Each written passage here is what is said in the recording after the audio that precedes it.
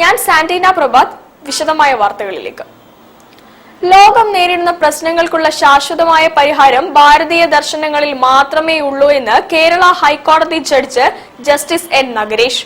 ഭാരതീയ വിചാര കേന്ദ്ര വാർഷികാഘോഷം കോഴിക്കോട് ഉദ്ഘാടനം ചെയ്യുകയായിരുന്നു അദ്ദേഹം.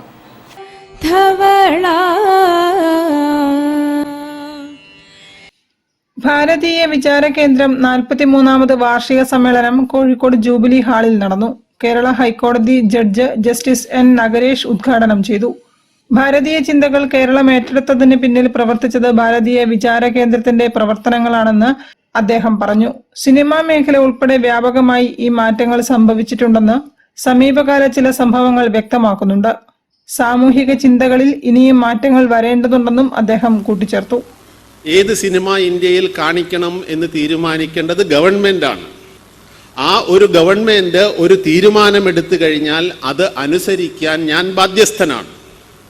അതിൽ പ്രതിഷേധിക്കേണ്ടവർക്ക് പ്രതിഷേധിക്കാം. പക്ഷെ അക്കാഡമിയുടെ ചെയർമാൻ എന്നുള്ള നിലയിൽ ആ ഭരണഘടനാ മേധാവിത്വത്തെ, റൂൾ ഓഫ് ലോയെ അംഗീകരിക്കേണ്ടത് എൻ്റെ ചുമതലയാണ് എന്ന് ഒരു സിനിമാക്കാരൻ പറയുന്നുവെങ്കിൽ അതിൻ്റെ അർത്ഥം കോൺസ്റ്റിറ്റ്യൂഷണൽ സുപ്രീമസിയിൽ വിശ്വസിക്കുന്ന, രാഷ്ട്രീയ കാരണങ്ങൾക്ക് വേണ്ടി വിട്ടുവീഴ്ച ചെയ്യുന്ന ആളുകൾ അല്ലാത്തവരും ഈ മേഖലയിലുണ്ട് എന്നാണ്. റസൂൽ പൂക്കുറ്റിയെ പോലെയുള്ള ആളുകൾ ഇങ്ങനെ സധൈര്യം പറയാൻ തുടങ്ങിയിരിക്കുന്നു. എന്തിനധികം കേരളത്തിലെ കുംഭമേള വരാൻ പോകുന്നു.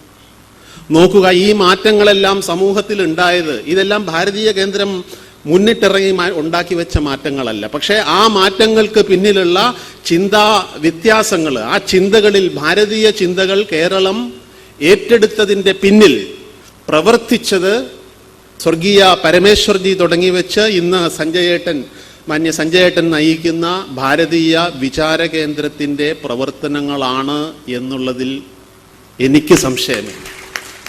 ഭാരതീയ വിചാര കേന്ദ്രം ഡയറക്ടർ ആർ സഞ്ജയൻ അധ്യക്ഷനായിരുന്നു.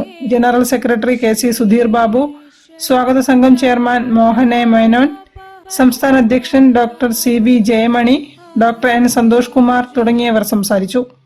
ഉണരുന്ന ഭാരതവും പുതിയ ലോകക്രമവും ഭൗമരാഷ്ട്രീയ പരിപ്രേക്ഷ്യത്തിൽ തുടങ്ങി 7 വിഷയങ്ങളിൽ നടന്ന സെമിനാറിൽ പ്രമുഖർ സംബന്ധിച്ചു.